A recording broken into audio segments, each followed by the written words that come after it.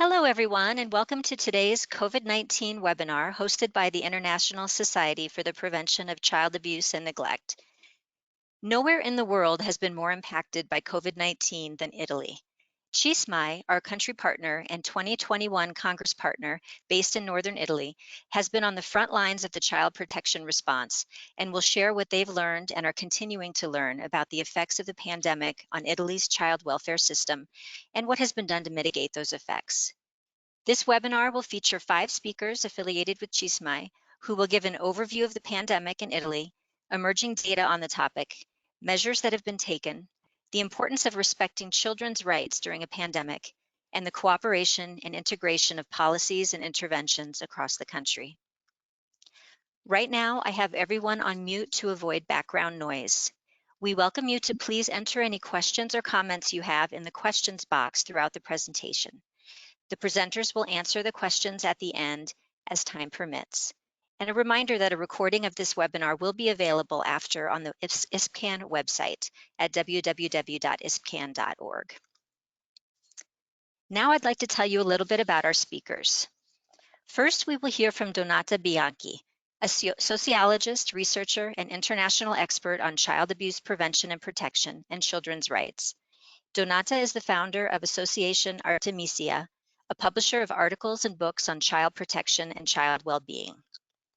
Next will be Gloria Soavi, president of CISMAI, who is a systemic psychotherapist, a court consultant in cases of child maltreatment, a trainer and supervisor in the protection and treatment of victims of violence, and an international expert on traumatology and development psychology. After Gloria will be Monica Micheli, Vice President of CISMAI and a systemic psychotherapist and trainer at the Center for Family and Relational Studies in Rome. She is supervisor of the Help Center for Abused Child and Family and an honorary judge of the Juvenile Court in Rome. Next is Rocco Briganti, CISMAI treasurer and delegate for its international networks. He is also general director of a cooperative organization that directs primary prevention activities on child abuse and neglect. He has held various roles in public administration and is a trainer and expert in regional, national, and European planning. Finally, Teresa Bertotti is an associate professor of social work in the Department of Sociology and Social Research at the University of Trento. She is currently president of the European Association Schools of Social Work and has served as president of the Center for Maltreated Children and Family Crisis Treatment in Milan. Thank you so much to all of our distinguished speakers for being with us today and for your contributions to child protection.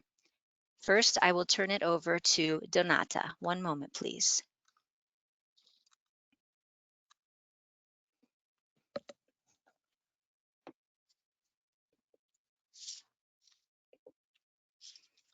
Thank you.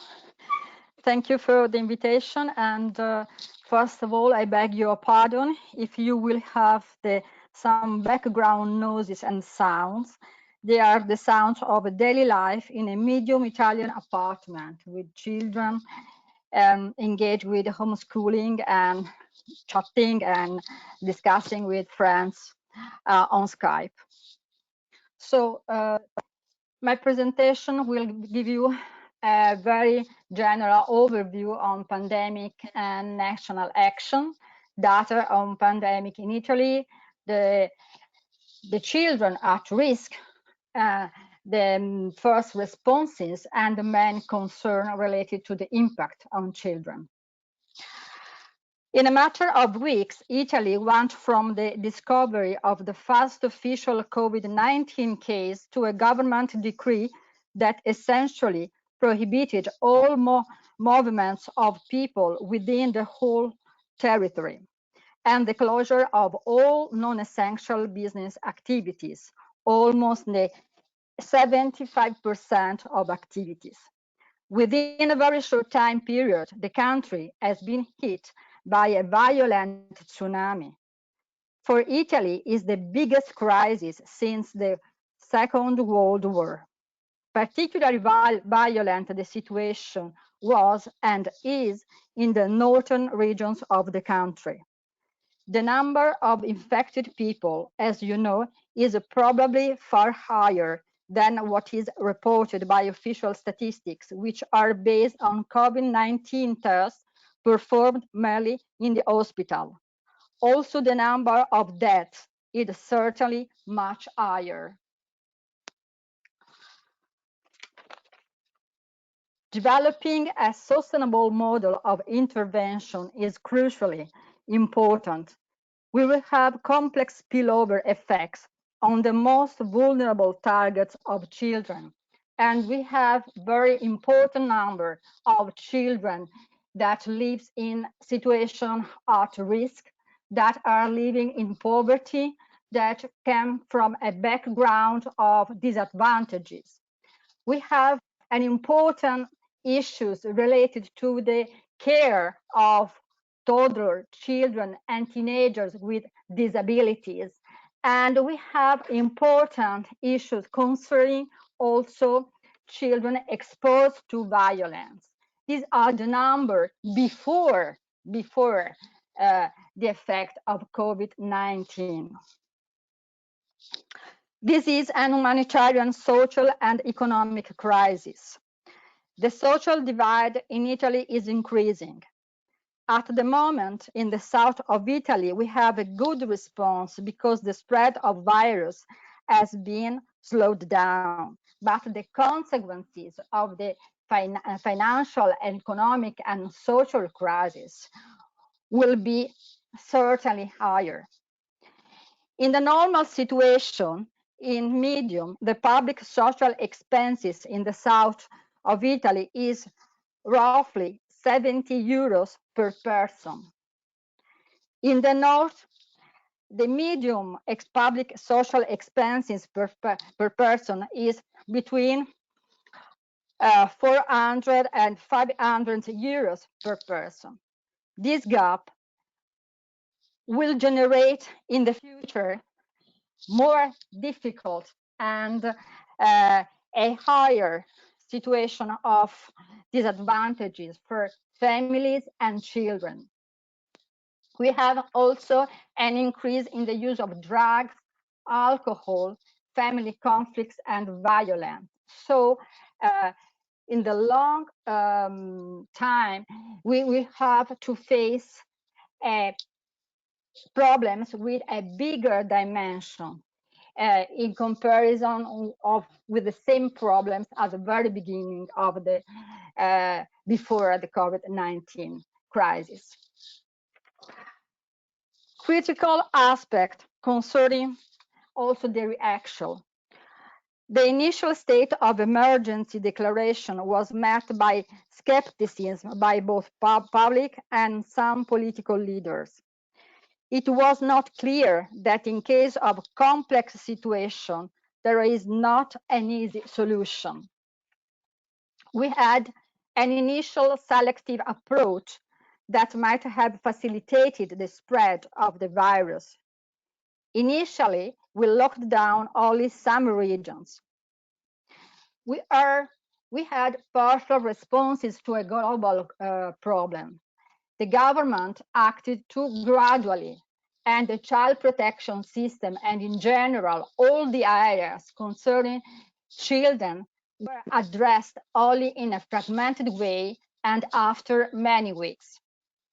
On social side, the lack of national data on the normal burden on the system make difficult to measure the brief and medium-term impact of pandemic in order to allocate resources and understand what's working.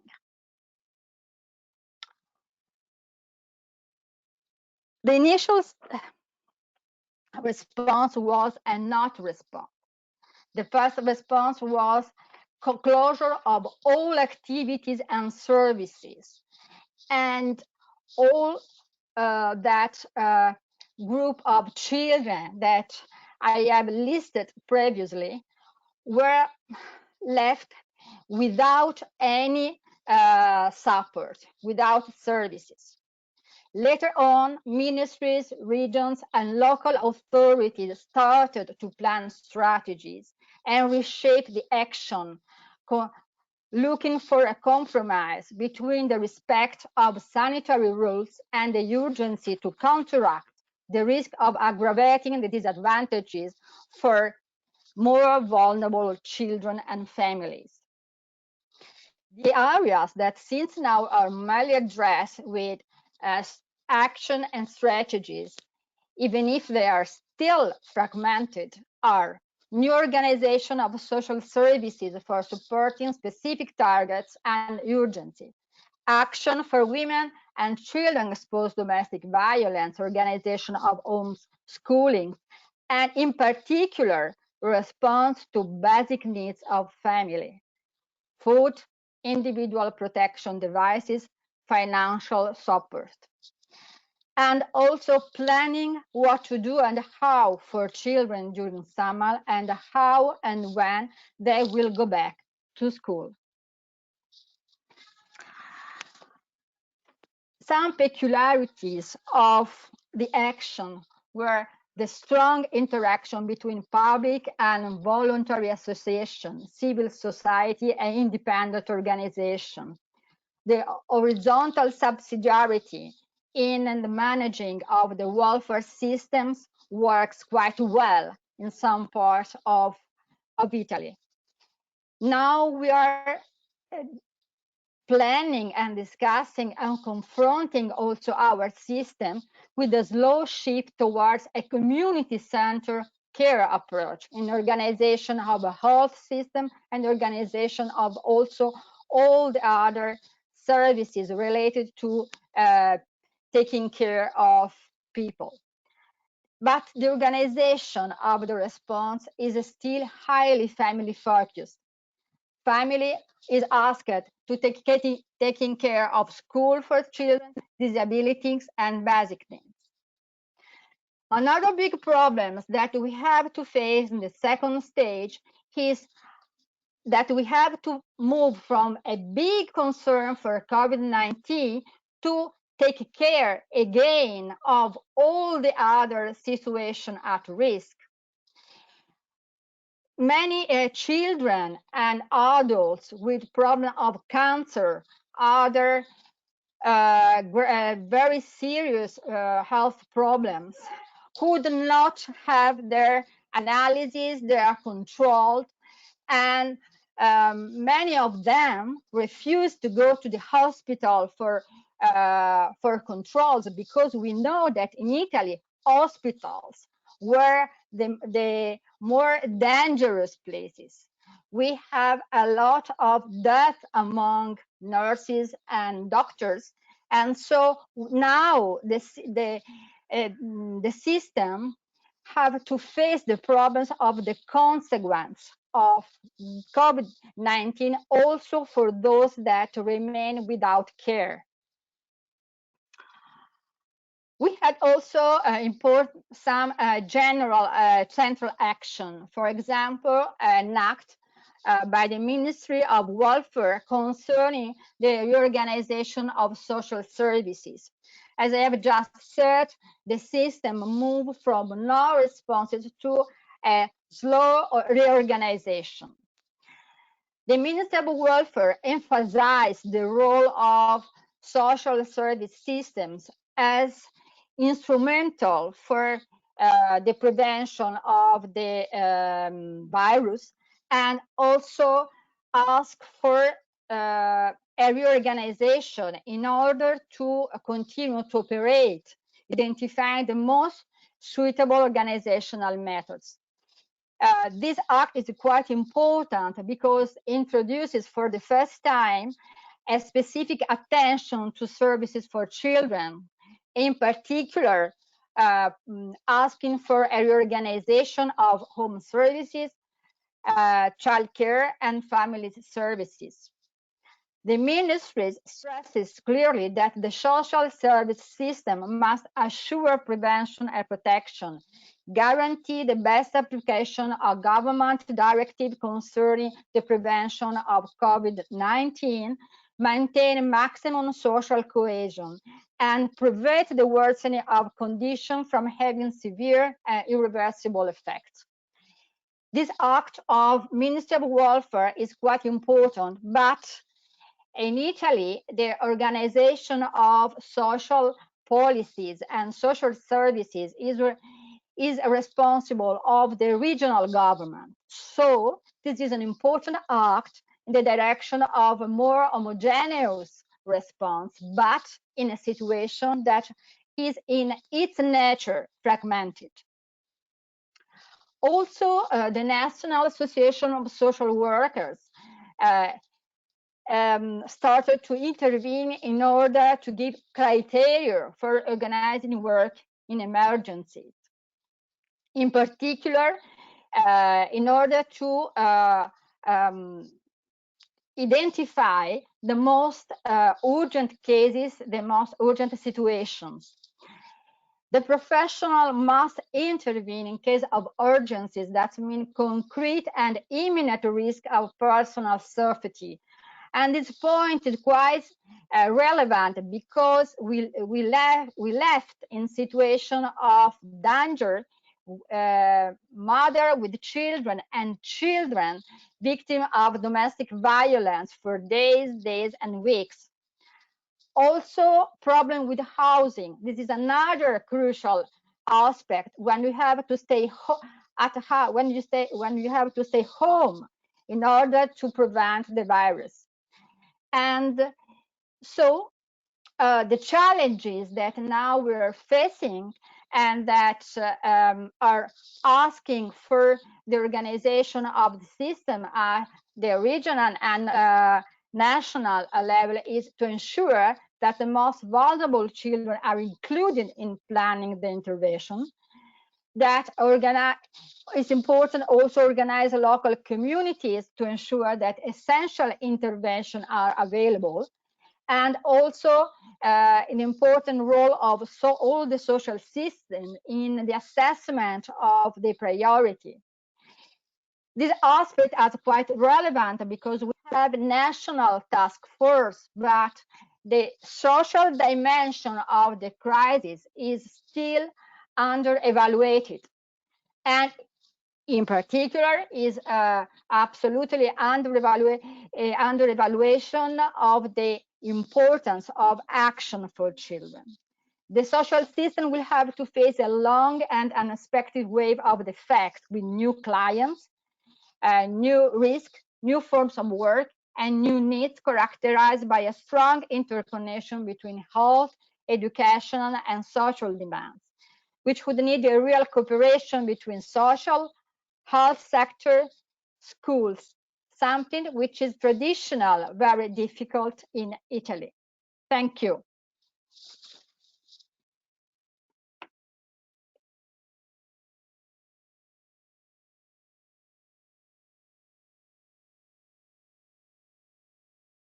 Okay, thank you so much. I will now turn it over to Gloria.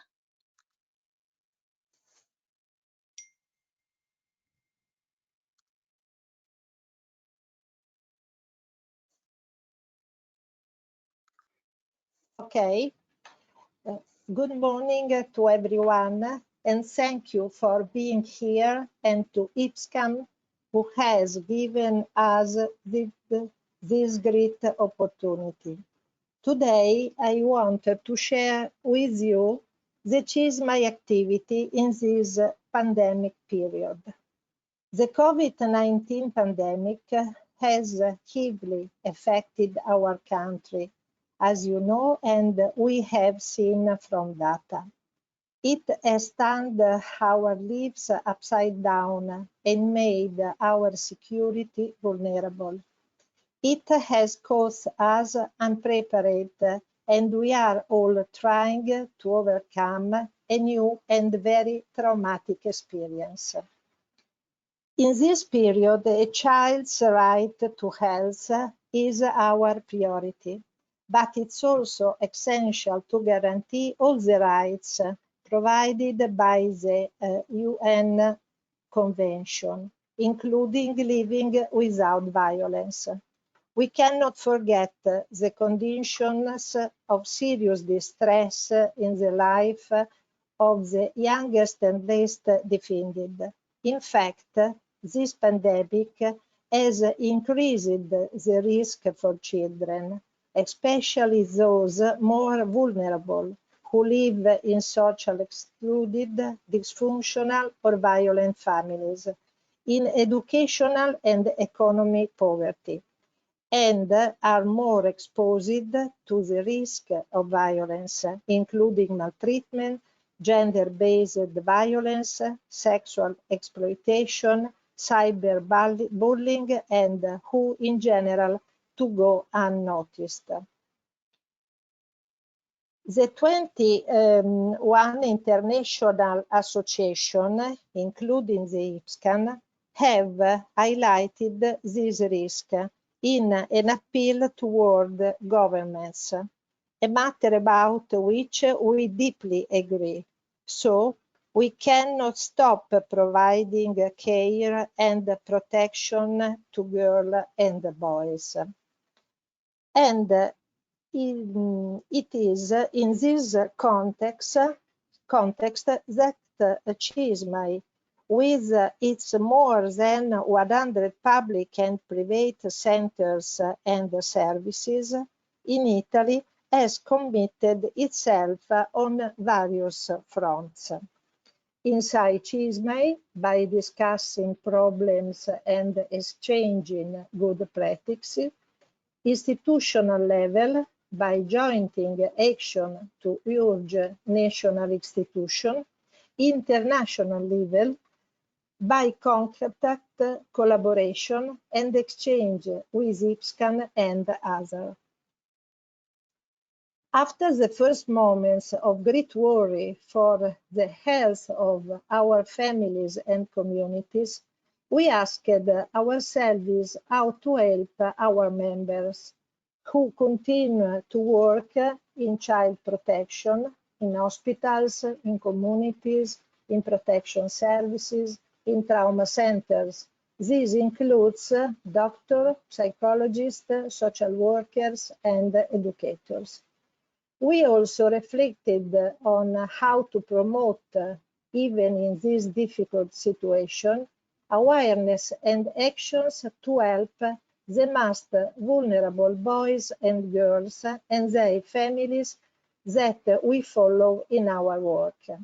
We came together for the needs and the organizational and the operational problems caused by the pandemic in order to find answers to how to continue the protective actions, how to use technologies for child protection, how to support fragile families, how give psychological support to abused and neglected children, how to inform and work on the possible reactivation of the traumas that isolation could cause, but also to reflect together to be ready on the post-pandemic situation. Later, Monica will go into more details. Institutional level. CISMAI, together with other national associations, ask for a children decree and appeal to urge the government to guarantee: 1. The continuity of educational, health and social intervention for children, young people, caregivers and families in vulnerable situations. 2. The careful and timely risk detection of situations of distress and suffering of children and their fragile parents, by arranging immediate protection and protective intervention. 3. Support for the protection system for vulnerable children and adolescents. We have started positive discussion with several Italian parliamentarians who are sensitive to these problems and who have made themselves available to help us to take this situation into account in the Italian care decree and integrate it with concrete measures. CISMAI has given its scientific and operational contribution, in particular in these areas. Risk detection, by ensuring the early detection of parental fragility and the risk of mistreatment and domestic violence, exacerbated by living conditions with COVID.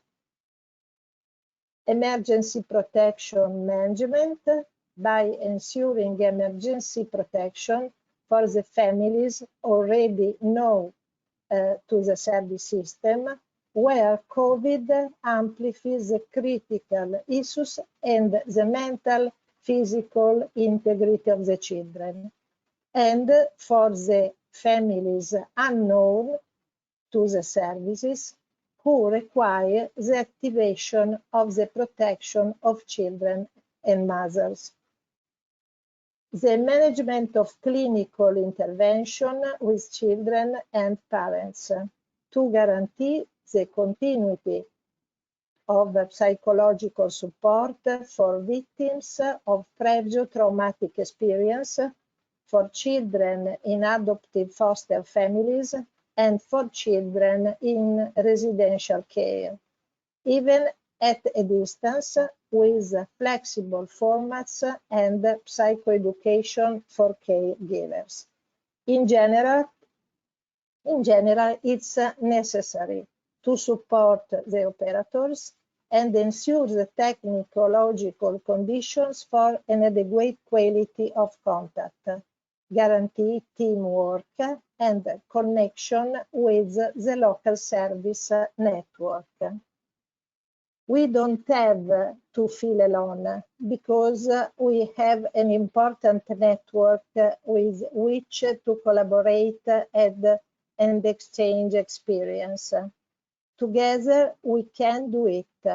Thanks you for attention. Andrà tutto bene? Thank you, Gloria. Now I will turn it over to Monica. Okay, thank you. Okay.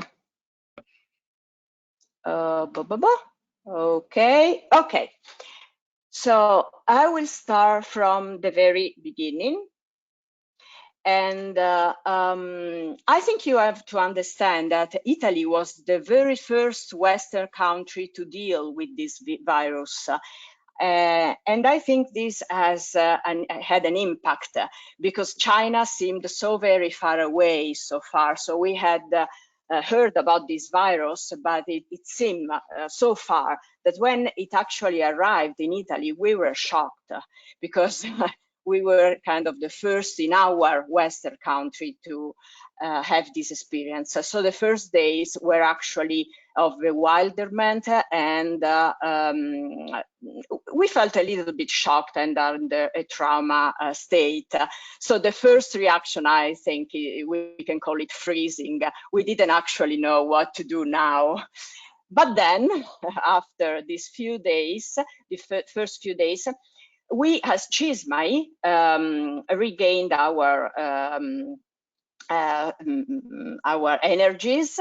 And so we started to think about how to establish a dialogue with our members in order not to let them feel alone, first of all, but also to see what we could do together. So basically, we asked them to report to us through our regional representatives two main things. First of all, which were the critical issues that they were facing in their daily work. So our members are operators, centers, private centers, public centers. So we asked them to tell us what's critical in this situation regarding your work, especially after the global lockdown, which was the 10th of March in Italy. And which were the needs they felt, which were the needs that we maybe could address to politics after. And after the critical issue, we asked them to tell us, to share with us, which were the good practices that they were experimenting, like 15, 20 days were pass by, and so we thought maybe there are already some good practices that people can share and that could help other professionals to deal with in similar situations. And She's My Board's members themselves decided to publish some personal thoughts and experiences that could be useful to share with other professionals. So we used social, mainly Facebook and Twitter, and we also created a special section on the site, on our website, to put all these reflections together about child abuse during the time of COVID-19. I start with the She's My Board's member because they started for this, maybe to encourage other people to do the same. So they started to share. And so we began with Monica Procentese, which is a professional educator and social worker who shared the experience of running a foster home for children, sharing thoughts about what was the central in the experience of children and operators living inside the community. So, for instance, she made some reflection about the time dilation with older children at home at the same time and not much to do at the beginning, the lack of the usual routine, the difficulties, the obvious difficulties in keeping the social distance inside the community, the school, because after the first days of nothing is happening, school began to organize themselves and so asked for children to make some different kind of task, and every school had its requirement. So it was very difficult for the educators to follow every child in all these different activities, and the educators had to become many different things, like teacher, sport trainer. Sport were of course inaccessible, psychologist, because at the beginning especially the sessions with psychologists were not available also. So that were the main difficulties. Our president Gloria Soavi wrote about how to deal with children at home in this difficult time. And she gave us the precious rule of the 3R, reassurance. Children need to be reassured about what was happening and what it is happening still. They need to have a routine, so to have some hour sets and to have some rules. In a way, not to forget what life was like before coronavirus time. I made a little contribution, so I wrote a piece about what was likely to happen inside those houses in which some abuse was taking place before the lockdown, but maybe it had not yet picked up by social service or court. So I tried to imagine how it could be life behind those walls for those children and for different types of abuse. For instance, if I imagine a fearful child exposed every day to domestic violence, or a neglected child left to himself, not to be nourished in a proper way, and without even school to nourish him in a proper way, for instance. And then we had Gianfranco Visci, a pediatrician, who published a description of how to explain coronavirus to children. Francesco Badilonga shares some very interesting thoughts about advantages and troubles in the use of online therapies, especially troubles concerning the privacy in the homes. Rocco Briganti, who we will hear from later, shared the work he did with his Porcupine group, together with WHO and UNICEF, to translate and edit the Italian version of some tips of positive parenting during COVID-19, which were very useful. Then we had some experiences from our members to arrive, and so we started to share them because we thought it was useful for everyone to know. So the first one was this Casa delle Donne, which is an anti-violence center who share the difficulties they had in managing children and women together in this specific situation of isolation. And they pointed out especially 4 critical aspects: the high emotional level, high levels of fear, anxiety in women and in children for living an emergency inside the emergency. They were women and children who escaped from their homes because they weren't safe, and now they found themselves in a non-safe situation as well.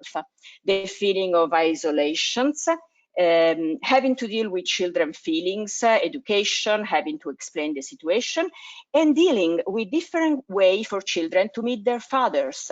Since the real meetings were stopped, they had, for instance, intrusive telephone calls who can come in every time of the day, so who created troubles in the day life.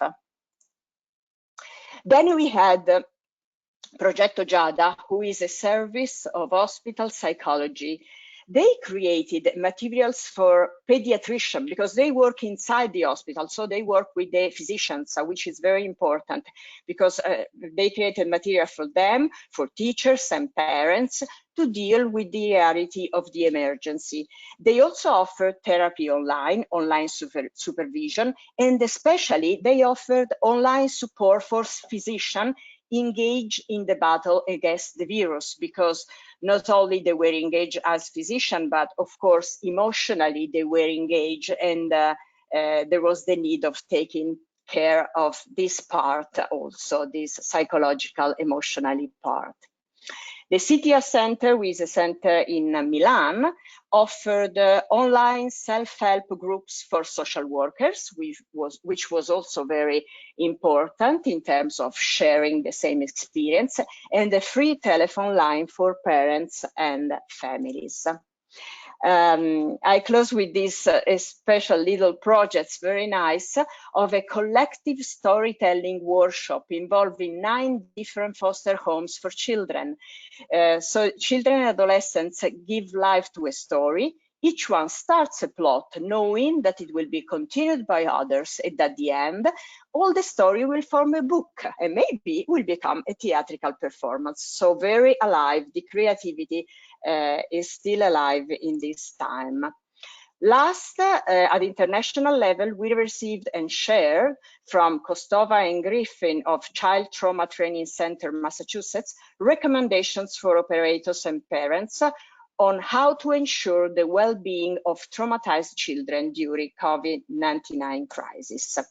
Overall, and I stop, we tried to raise awareness amongst operators, judges, politicians, and common people about the fact that children and children's rights have to remain visible during these times, and that it is highly risky to lock houses' doors without asking ourselves what it is happening behind those doors, and without trying to reach who is inside and sometimes is feeling just trapped. We need to make strong connection to get out of this if you want that everything will be fine. Thank you. Thank you, Monica.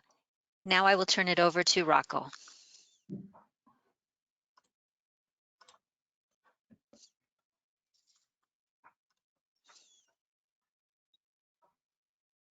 Okay, fine.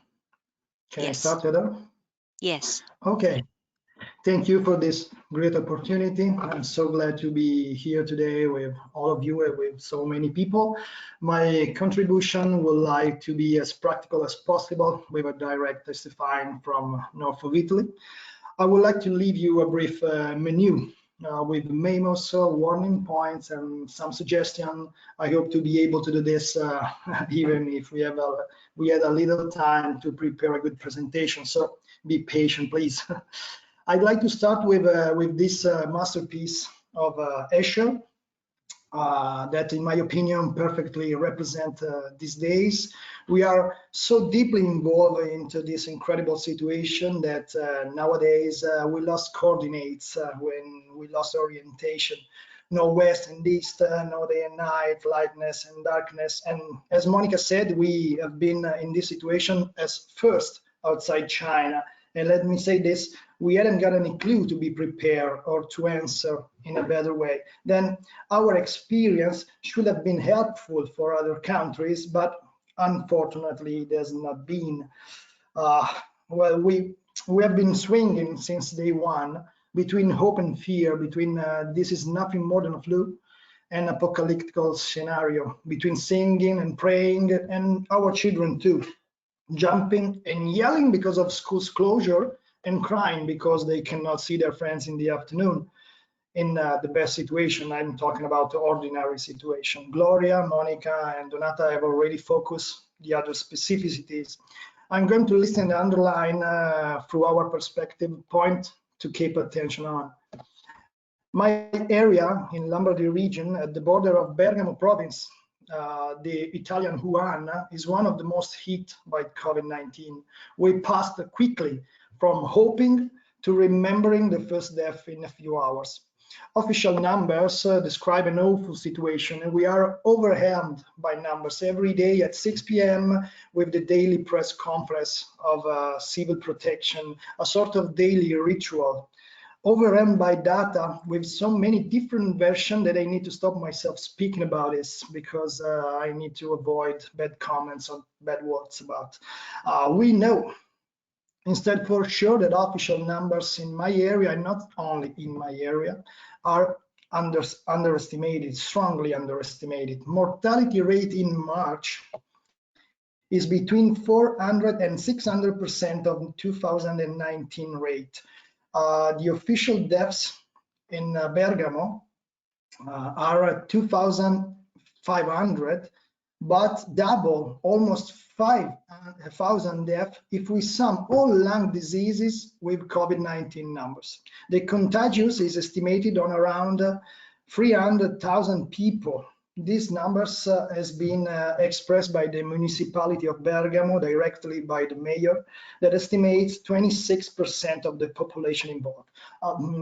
What does it mean in our perspective? I would like to be practical, effective, as I said. Firstly, our children have been strongly involved in this data rush, in this data delirium every day, listening, looking at our face. They lost grandparents, volunteers at school, at the gym, into the sport experience. A generation of retired people involved at such a level disappear without any kind of greeting from their life. This is the first experience in their lives about having death so close. I'm talking about children, of course, in this absurd and ununderstanding way, without ritual, without preparation, without a minimum elaboration of this experience. The ambulance sirens sound is one of the worst narration we listen when we talk with children, a sort of trigger, as you know. Secondly, these children have experienced the familiar, in several cases apparent, in self-isolation. That it means that you don't know if you are positive or not, but you need to stay distant from your family. Okay, distant, but where? Mainly in the same home, as Donata said, without embracing, touching, goodnight kissing, or having a meal together, without cuddles at the end of the day. This is a not easy situation. Talking about rights, child rights, children immediately disappear from public debate. And the school's closure is the only specific measures involving children's rights, soon transformed in homeschooling, remote schooling, scuola a distanza. The preliminary choices subordinates, hierarchical subordinate productivity growth versus children growth under the main motivation of risk for health. Absolutely agree with this, but we are not agreeing if we are forgetting a so important part of population, because in this way, the three pillars about children's rights, provision, protection, and participation have been slightly put aside for a moment. Sadly, a long moment today, and this is a fact, no opinion or personal consideration about. Schools are closed since the last week of February, and we were not prepared. From different point of view, technological point of view, lack of devices. Not every family have more than one personal computer, even no one, printers, tablets, and all kind of devices needed for homeschooling.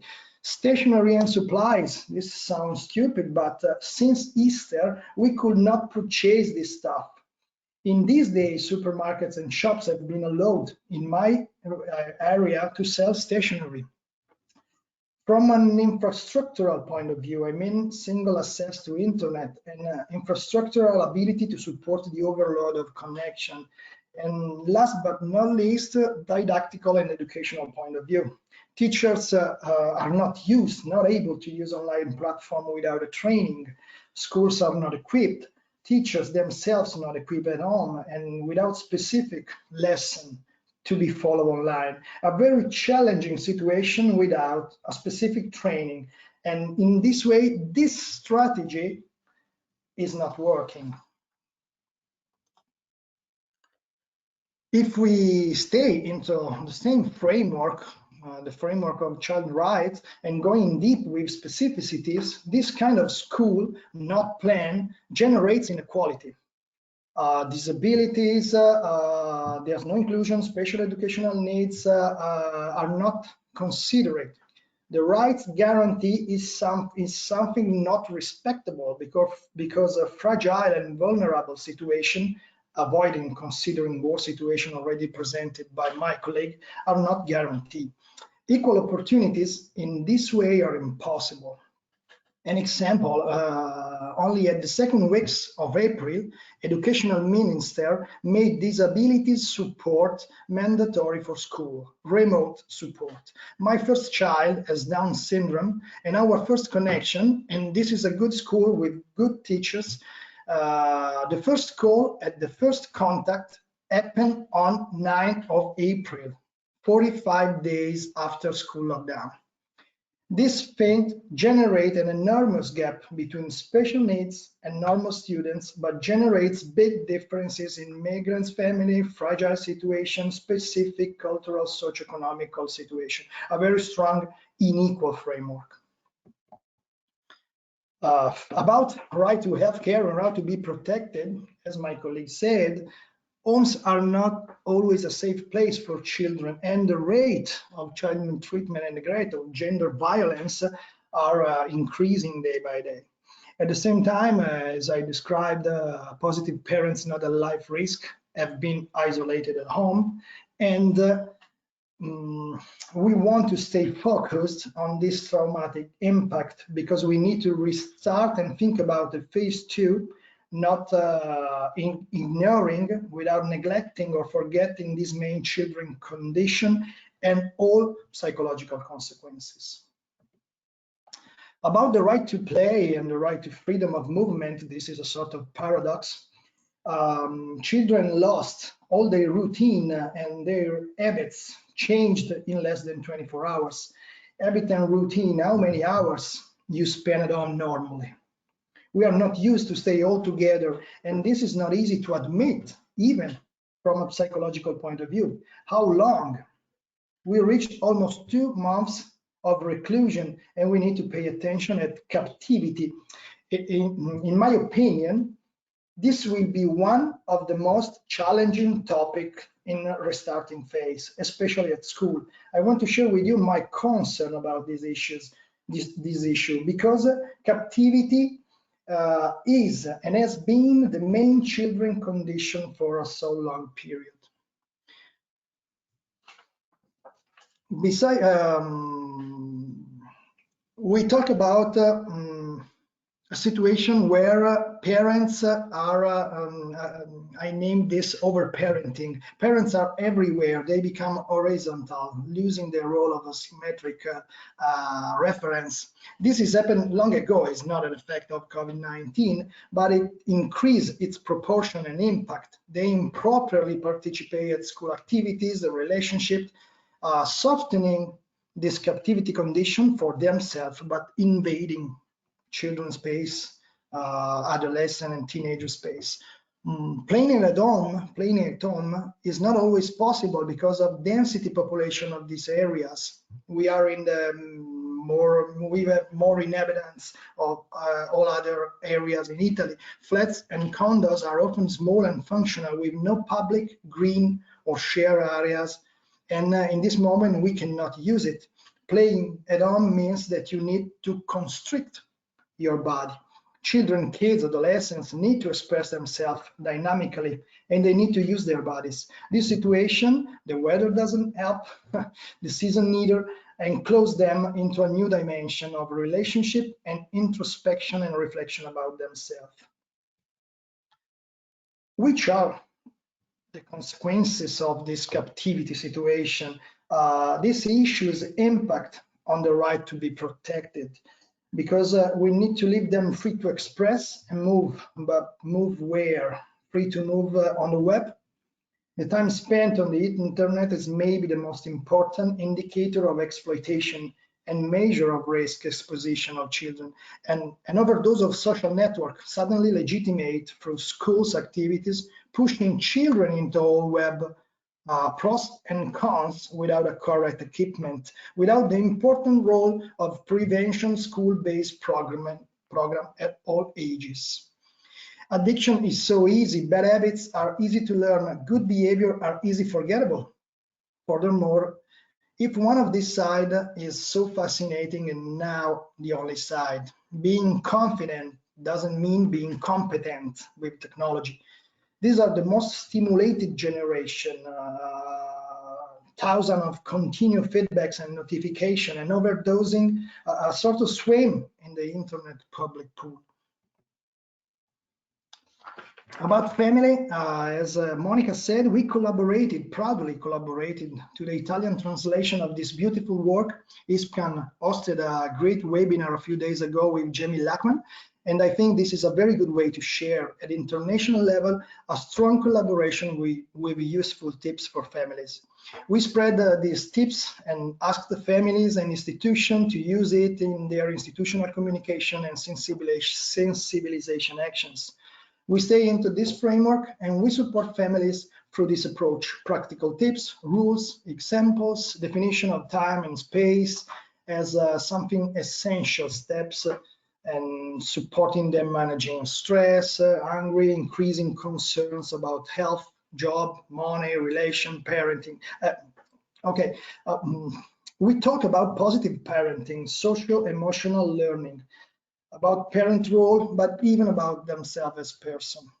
Don't underestimate that having tips and specific indication is absolutely useful. Families demonstrated in this situation, even the strongest one, their natural vulnerability, emerging fragility due to the long period of exposition because of the reduction of social support and isolation, because stress, depression, anxiety, all things that we already said.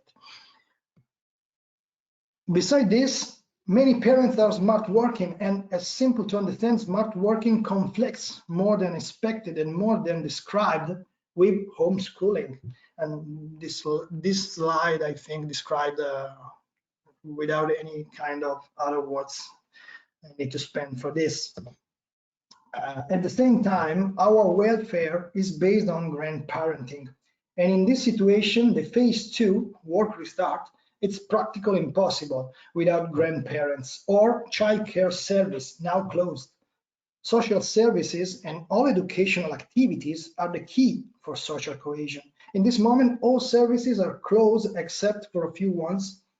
And this is the sector that enhances families and territories. The worst family situations base their psychological balance on them. And without these activities, as we described, we lost social cohesion. We lost cohesion between population. And I'm going to finish, the right to be heard and a pillar of child rights. I'm talking about participation. I think we had a lot to learn about this situation. I know we have priorities and children must be protected, but this doesn't mean that they lost their rights. We can collect their narration, words, emotion, because in this situation, we get back to the beginning. We need a narration, about this experience, and we have a lack of this. Furthermore, for children, adolescents, young people, we need to represent this period basing our re-elaboration on them. We can train resilience, learn resilience, and at the same time share responsibility, involving children and not only asking them to respect rules and be patient for something more important than them. Involving and heard doesn't mean that they can decide next to our prime minister, but that they have a space, a role, a place, rights and duties, not only the last ones. For this reason, I'm so proud to be part of all of this with CISMAI, ESPCAN, and Violence Against Children, and all networks working on child rights involved to give voice to our children. So thank you so much. Thank you, Rocco. Thank you. Now I will turn it over to Teresa.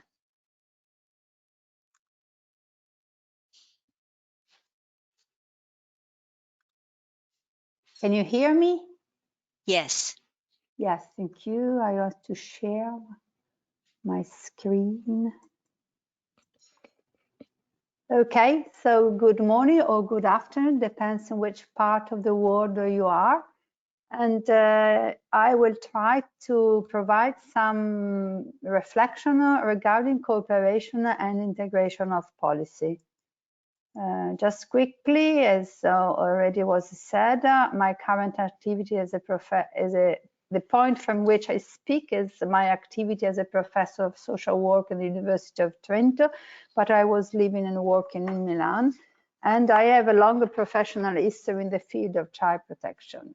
And now my field of interest research are parenting and social workers in child protection. But I was always keen to explore the connection between the micro level of practices and the meso and macro level of organization of policy. And as my colleagues have said, I am very grateful for the opportunity to share thoughts, reflection, and what we have learned or we are learning in Italy about this experience. So my presentation will just go through quickly through the stage of realizing the problem, as has been already done, the multitude of reaction to COVID-19, and the two main concepts of my presentation is the need to upscale from the micro to the macro, and the alliance has a key concept of this attitude. So with the stage of the contact with the problems, there was first the shock and the incredulity, the realizing that it all happened also to us. It's not only a Chinese or Korean problem. And there was, for each person, an internal personal dialogue between numbers, between the new regulation and the narration of fact of numbers. And so what Rocco says about facts and numbers was something with which everybody was confronted.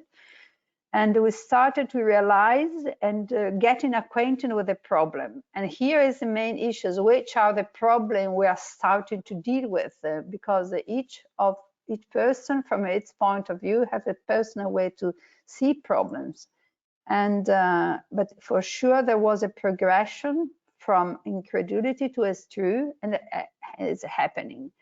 And the lockdowns, staying home was obliging person to adapt to the new situation, and was also accompanied by lots of initiative of solidarity from the ground. Especially I live in Milan, and there's many initiatives to improve solidarity. One of the main problems is realizing the impact on social service and social work. And now we are in the stage of the sort of what we call the new normality, that accepting the situation, the finding new ways to resist, to survive, to live, but also to learn, and realizing the difficulties, the difficulties started to be shared and to be communicated. And also we are start to think about the consequence and how to be prepared, because we were not prepared, and now we want to be prepared, and this is another issue. Now we are starting to see the light, but the new scenarios brings new problem. So this could be important to see how to do it. So what happens at the micro level, as my colleague have said before, there was at local level, each agency, each organization tries to settle strategies to maintain services in the new situation. This was the first big challenge. And for this, we have to take care of the character of the Italian child protection system that was briefly outlined by the first speaker. But first issue is that Italy lacks of a national frame regarding role and function on child protection. And there's a system of regional authorities where regions are entitled to decide autonomously in social matters and health matters. This means that the system of child protection is variously organized in the different regions. So this creates a further problem. Nevertheless, or maybe because of this, there is a consolidated practice and a belief that the need to intervene there is a need to intervene with a systemic and holistic approach. This, at least in my experience, is a difference from other countries where everybody has a clear view on how it's important to have an holistic view, how the different intervention has an impact on the other, and hence the need of pulling together the different agencies and actors. For instance, the social sector and the health sector were needed to be coherent with the judicial matters. This belief has created an attitude of working together. This follows more the impulse from the individual or local authorities rather than the national guidelines, because despite this has been a complaint from many years, still now Italy does not have a frame of law that unify the intervention of the judicial sector and the social and health sectors in the protection of children. So this is an element of the context that we have to take in consideration when we look on how Italy has reacted to the challenges of the COVID-19. So with the outbreak of the coronavirus and the lockdown policy, each organization started to make its decision with different levels of responsibility and autonomy. For instance, the public social services has the major responsibility to take care of the children, have the formal responsibility of children in care that has been assigned by the court, but the level of responsibility of the power is not clear very much. So this is a first issue that was not very easy to handle. So for instance, for the right to visit, who guarantee of the right to visit was not clear, who has the power to decide to limit the parents or to limit or not limit the parents. But anyway, there is lots of initiative at the local levels and also starting to share practices at the several levels. So this creates this picture that goes from the local level. Some guidelines were provided, for example, at the local authority level or from the single towns, but the general feeling that there is a lots of single initiatives, and each actor had to make its own decision almost alone, with a trial and errors approach that increase uncertainty and often increase the conflict with parents that feel to be mistreated from one town to another or feel treated unequally. And some attempts of providing guidelines in facing challenges were made, for example, the social workers board or the juvenile court, but they were not really effective in providing the right support. So this shows, in my view, the lack of capacity to upscale from the single local level to the higher level of policy, which appeared, from the local level to the higher level, that should be endorsed by the authority, and the underlining the need to take care of the public good, of the safeness of children and families, and the public interest. So this is the effort that, in my view, should have been done. And this should have been done through building alliances. So this is the second keywords in this my proposal, and this is building new alliance is the new challenge, in my view. So alliance should be at different levels. So the process of scaling from the micro and the meso level should be based on creating bridges between the different systems that in Italy habit the intervention in support of family and children, and building alliance between the different sectors involved in the protection policies, but with the main aim of supporting carers, not only the children, but the carers, supporting the parents, support foster families, and supporting residential carers, workers, and social workers, and all the professionals working in this field. So alliances should be considered at different levels, are multiple. The first alliance is between judicial regulation social services system. There were many issues that locally each authority had to deal with. For example, the right of visits, how to manage the rights of parents to visit their children, the rights of children to meet their parents, or to meet the foster families, etc. So these are problems that have been dealt locally by everybody. So this is a huge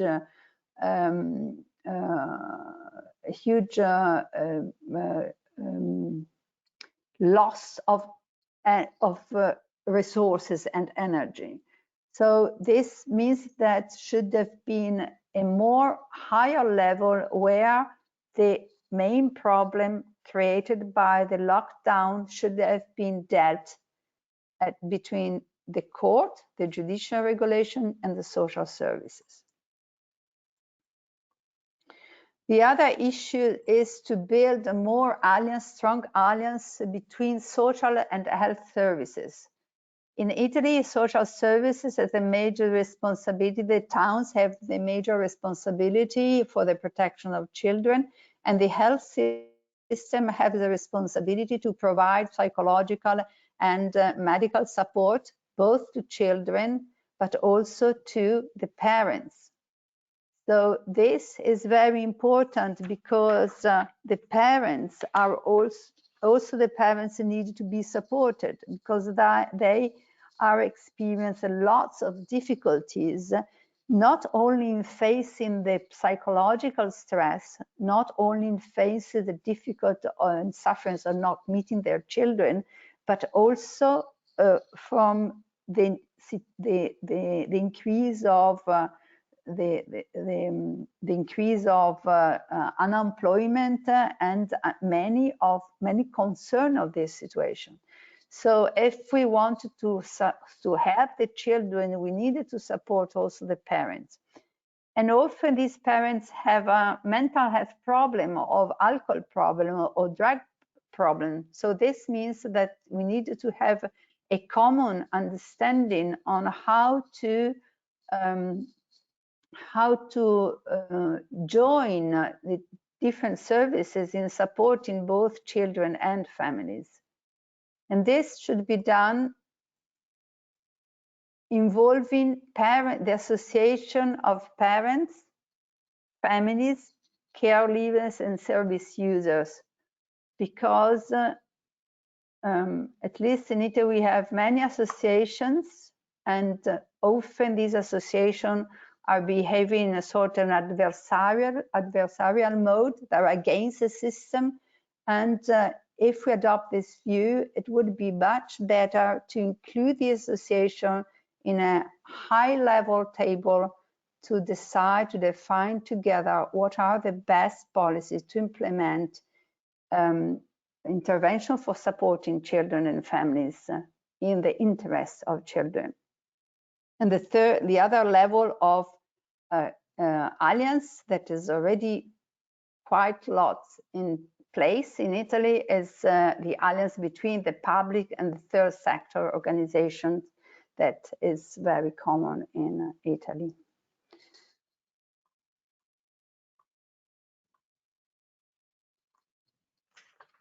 So this should be done at the high level of the national government, trying to overcome the situation of having 20 different regions and 20 different systems of protections and 20 different level of service provision. And this should be done for providing a common reference. So this is what I mean to upscaling the matters from the micro to the micro level, and also trying to do the same direction in the backwards, so from the macro to the micro, not providing a rigid regulation, but providing the general framework in which everybody can try to find a convergence, a common ground, in order to create the participation of everybody to build a common interest. This could be an important step and important learnings, at least in our country, to try to overcome an adversarial culture that started to spread in Italy in the pre-coronavirus time, because we assisted that there was a period where there was a spread attack against the child protection services and child protection system. So I think that this could be a very important challenge to restart with a new attitude. And establish the permanent tables. So this is the way we call join together, where all these subjects are gathered and can produce shared and participated guidelines to be adapted locally. And there is a sign, as we have seen, in this direction. There are some attempts in this direction, but it's not enough, at least in my view. And I hope they will stay, these signs will improve to make the difference for the future challenges. Because we have learned something very important, that united we stand and divided we fall. Thank you very much for listening. Thank you so much, Teresa, for that information. And thank you to all of our presenters for all of this very important and timely information today. I do have several questions from the audience that I would like to ask now. Some audience members asked for specific speakers, so I will start with those. Teresa, since you were just speaking, we've had a couple questions about how best to support social workers during this time and after, to protect them from burnout now and in the future if there is a surge in cases and work after COVID-19. Can you speak to that? Yes. Well, I think the first is to provide resources for social workers, both in terms of technical provision, but also in terms of working force. This is very important. The president of the National Board of Social Work has repeatedly denounced the cuts on personnel. So we need to have more social worker in order to provide social worker with the possibility to build a relation. And this with the neoliberal and managerial policies that have been introduced in the social services in Italy, we have a really trend to deprofessionalize and to cut the resources. So this, I think that this is the first issue. And the second is to provide the time for support, not only psychological, but not really psychological, but the possibility to share practices and to have places where they can speak about what they need. Okay, great. So now, Teresa, are there systems being put in place for social workers to share ideas, like what you're saying? Well, there is a National Board of Social Workers create a special place where collect the both the practices and indication, and it's going to make a survey that is running in this time. So we don't have the results now, but we'll have in the future, and is providing some guidelines. But the main things is trying to build it. How can I say, a connection with the network of the towns, the National Association of Comuni, that is the towns, and the juvenile court. Okay. Okay, thank you. Monica, there were a couple questions asked when you were speaking. Some attendees would like to know if you can share more details on good practices for children in alternative care, such as foster care or residential care. And also, if you have any ideas on how to enable child participation in those practices. Well, as I said, I think the educators have to be prepared to be a little bit multi-roles.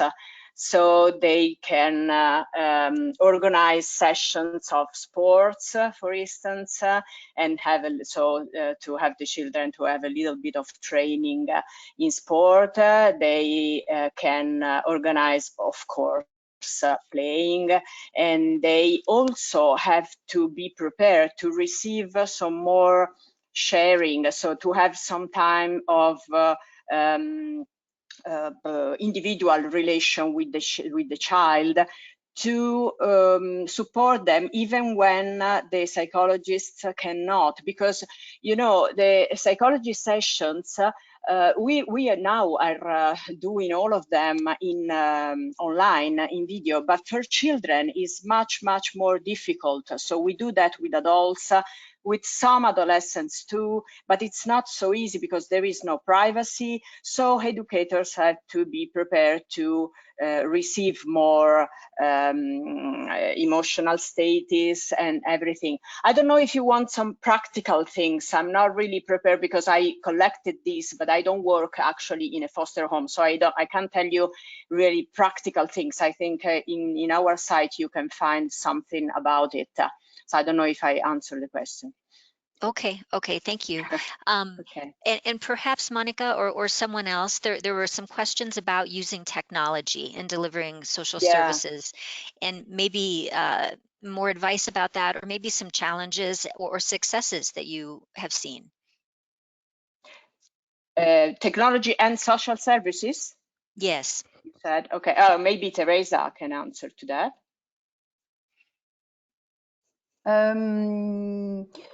Depends on what you mean. Yes, there are many experiences that social workers use tablet or phone calls to make, let's say, visits to the families.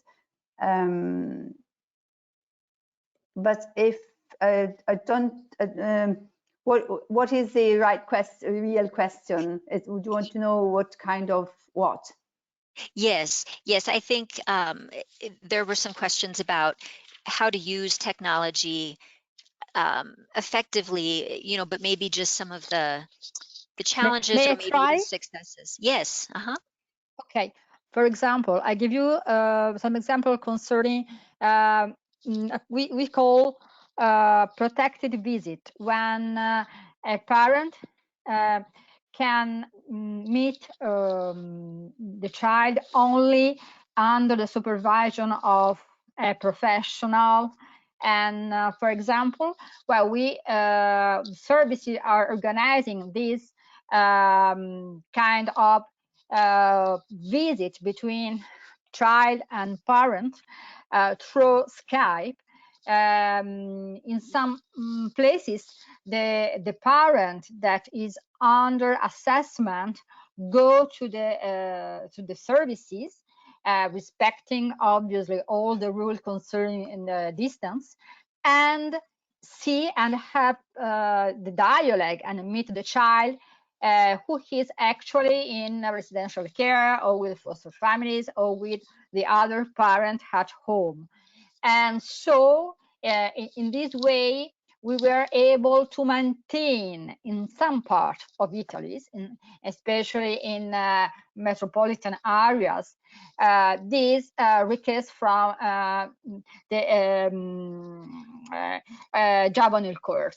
And in other cases, for example, I am coordinating a national project concerning care leaver and support towards the autonomy after that they reach the 18, while social workers and what we call educators for autonomy meet boys and girls that are in the project through Zoom or Skype, and continue to supervise to the girls and boys, and to continue to intervene. In other cases, for children with disabilities, well, in some municipalities allowed professional to go to the home of the child or to meet the child in the services. And the new technology in this case help for parents or help maybe a professional. And also another aspect that in this time we have had I could say a proliferation of conference among professionals. In some way, in some sector, they they had again the chance to supervise themselves and share experiences more than what they were allowed to do in pre-COVID time. It's strange things, but it is happening. Okay, thank you very much for that. Gloria, when you were speaking, we had a couple of questions about the detention system or the risk detention measures. Can you expand a little on the detention system for violence against children?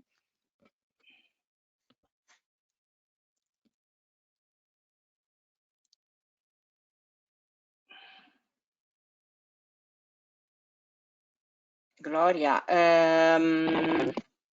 maybe I will speak a little bit instead of Gloria. Can you tell me the question again? Excuse me. Yes, there were a couple questions that came through. One, can you expand on the detention system for violence against children? And someone else asked about the risk detention measures. I'm not sure if that's the same thing. Okay. Risk detention is something that you have to evaluate. You had to evaluate before. So after the lockdown, you had to be very sensitive to which were the situation more risky, because you don't have to risk to close the doors and forget about those situations. So situations where maybe there weren't still interventions active in the field. So they were kind of still evaluating the situation. So you have to be aware that there is a risk there, and so you have to find some way to reach as Teresa said, maybe telephone calls, or keep in touch with the family, with the situation. So the risk has to be evaluated before, and you don't have to forget it in the time of lockdown, because of course during the time of lockdown it could be much more difficult to evaluate the risk, because you only have online ways of being in touch with the families. So it's much more difficult, and you also have to be aware that there is always everybody present in the home at the same time. So for instance, a woman could make a telephone call to you and apparently talk about nothing important, but you have to keep your ears very attentive, because this could be a signal that she cannot speak clearly. So you have to make the right question without exposing the woman, of course, and to be prepared, for instance, to some strong intervention like calling the police or everything you can do in these cases. Okay, thank you. Okay. Yes. I had a couple questions about data that is emerging. I don't know, maybe Donata, if you are the person for this question. Have you seen a reduction in cases of violence against children during COVID-19?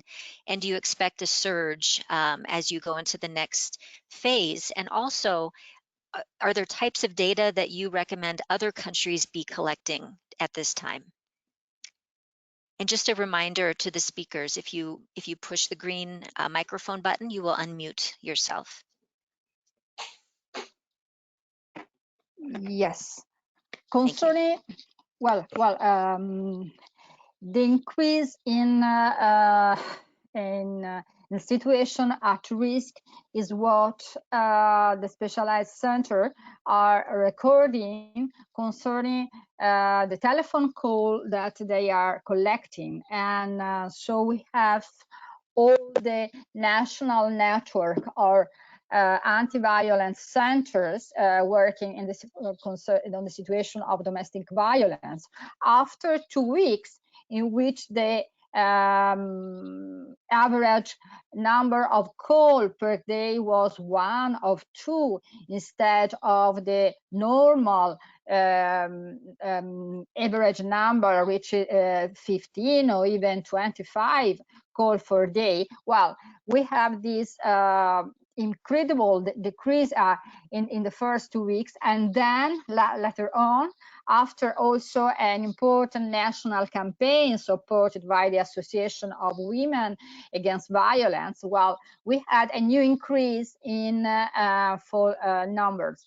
And another point is that we have a large number of families that were supported by social services through control and also through keeping the child out of during the day in educational center and other that at the moment are all locked together. And so we had an increase of at-risk situation that became effective dangers for children. At the same time, we have also from pediatrics in some metropolitan areas, they are asking for help in order to support families where some vulnerabilities became a sort of, I could say, explosive factors for the increase of psychological violence against children inside families. And there are also a high level of stressful situation. Before this call, I was in another call where there was a researcher showing the result of a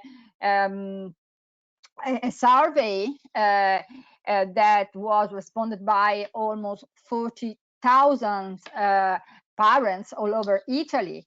And the major issues of concern was the psychological effect of to be all locked together on parents and child, because the 75% of the respondents said that they had difficulties and manage their reaction against children. So there is also a sort of, could say, sufferance in the normal families, where parents are overwhelmed by the normal care of the child, schooling, and also elderly people present in the family, and so on. Okay, thank you.